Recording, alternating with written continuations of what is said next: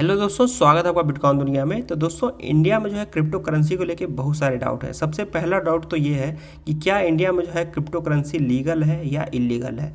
और इस समय जो है बहुत सारे क्वेश्चन आ रहे हैं कि क्या हमको जो है जो इनकम हो रहा है हमको क्रिप्टो करेंसी के थ्रू उसमें ट्रेडिंग करके, तो इसका जो है हमको इनकम टैक्स पेमेंट करना पड़ेगा कि नहीं करना पड़ेगा, और अगर करना पड़ेगा तो किस स्लैब में आता है, क्या जो है उसमें परसेंटेज लगेंगे।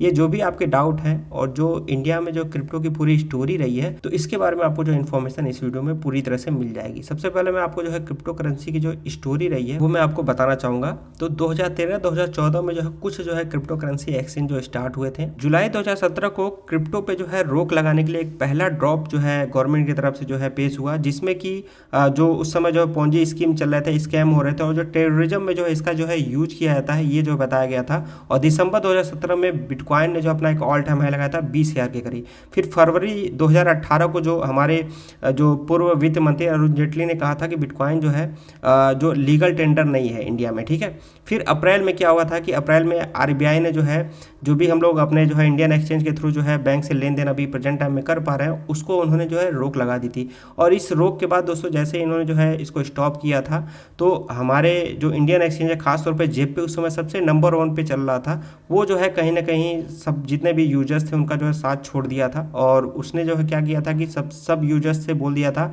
कि आप जो अपने पैसे को विड्रॉ कर लीजिए हमारे एक्सचेंज से, ठीक है।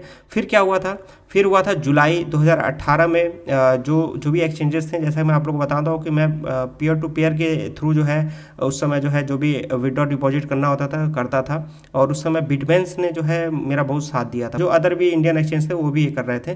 फिर क्या हुआ, अक्टूबर 5 2018 में यूनिकॉइन ने जो है इंडिया में फर्स्ट जो है एटीएम, क्रिप्टो एटीएम जो है लॉन्च किया।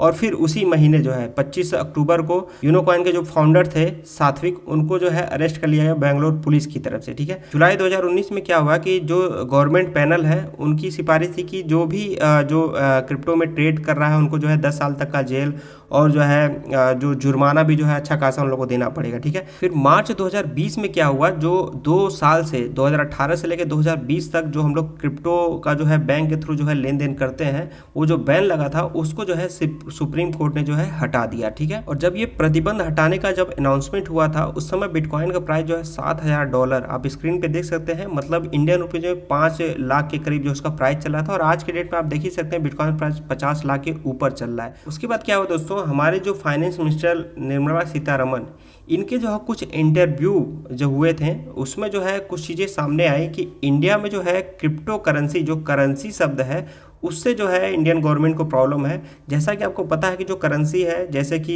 आईएनआर हो गया, उसके बाद आप लोग को डॉलर दिख रहा होगा, तो इनका जो प्राइस है फिक्स रहता है, उसमें कोई फ्लक्चुएशन नहीं रहती है। लेकिन अगर हम जो है क्रिप्टो को जो है एक करेंसी की तरह देखा जाए तो उसमें जो है बहुत ही ज़्यादा जो है उसके प्राइस में फ्लक्चुएशन हो, तो हम उसको जो है करेंसी के तौर पर नहीं ले सकते हैं।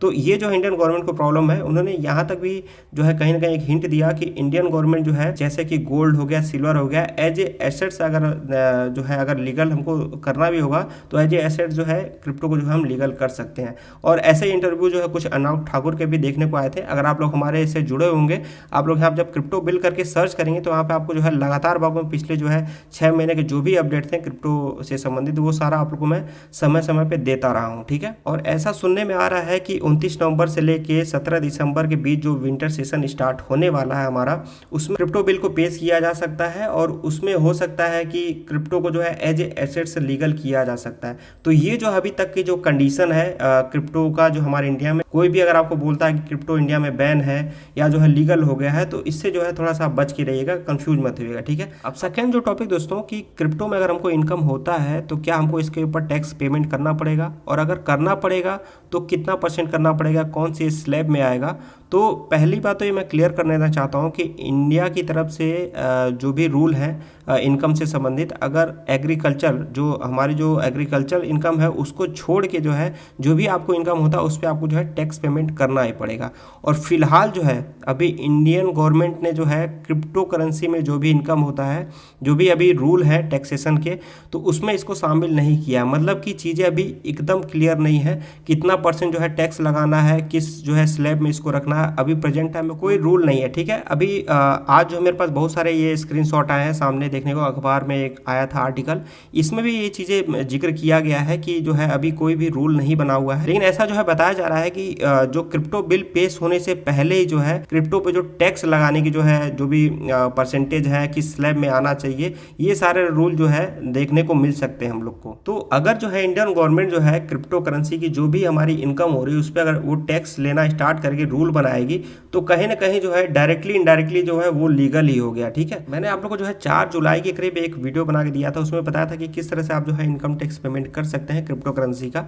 तो उसमें मैंने बताया था कि अगर आपका जो है जो भी आप बाई सेल कर रहे हैं वो भी बहुत ही बड़े लेवल पे और बहुत ही ज़्यादा क्वांटिटी में, तो वो जो है एज ए बिजनेस इनकम माना जाएगा। तो उसके लिए आपको जो है बैलेंस शीट ये सारी चीज़ें बनती हैं, जो भी बिजनेस करते हैं लोग उनको अच्छी तरह से पता होगा। और वहीं जो है अगर आप क्रिप्टो करेंसी बाई कर लिए हैं और उसको जो है आपने होल्ड किया हुआ है तो ये जो है एज ए इन्वेस्टमेंट देखा जाएगा। और अगर आप जो है 3 साल तक इसको होल्ड करने के बाद इसको सेल आउट करते हैं तो वो जो है लॉन्ग टर्म इन्वेस्टमेंट हो जाएगा। और सेकेंड ये अगर आप जो है 3 साल के पहले ही जो है आप इसको सेल आउट कर देते हैं तो वो आपका जो है शॉर्ट टर्म कैपिटल गेन में आ जाएगा। ठीक है, बहुत सारे लोग बोलते हैं इसको जो है स्पेकुलेटिव इनकम में आप जो है शामिल कर सकते हैं, और बहुत लोग ये भी कहते हैं कि इसको आप जो है इनकम फ्रॉम अदर सोर्सेज में शामिल कर सकते हैं।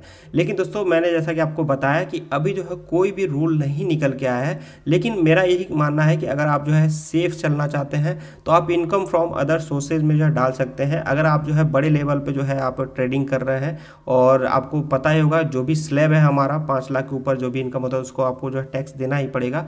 तो आप एक बार जो है अपने जो भी कोई अगर सीए होगा, चार्टर्ड अकाउंटेंट होगा, या जो भी आपका जो इनकम टैक्स में कोई मित्र होगा तो उससे आप बात कर सकते हैं। थोड़ा आप जो है जानकारी जरूर रखिएगा। और हमें तो अभी इसी का इंतजार है कि बस गवर्नमेंट जो है इसके ऊपर टैक्स लेना स्टार्ट कर दे, जिससे कि हम लोग भी थोड़ा सा मेंटली फ्री हो जाएं कि भाई यहाँ पे जो है टैक्स ले रहे हो तो भाई नॉर्मल सी बात है कि ये लीगल चीज़ें हैं, लीगल सारे काम हो रहे हैं, और वो भी क्लियर हो जाएगा कितना % जो है टैक्स लेगा, ये सारी चीज़ें। ठीक है, तो उम्मीद है दोस्तों कि कुछ चीज़ें आपको जो है क्लियर होंगी। इसके अलावा भी जो है अगर आपको कोई डाउट है तो कमेंट जरूर करिए। नेक्स्ट किस टॉपिक पे वीडियो चाहिए ये भी आप बता दीजिएगा। वीडियो में अभी के लिए बस इतना ही।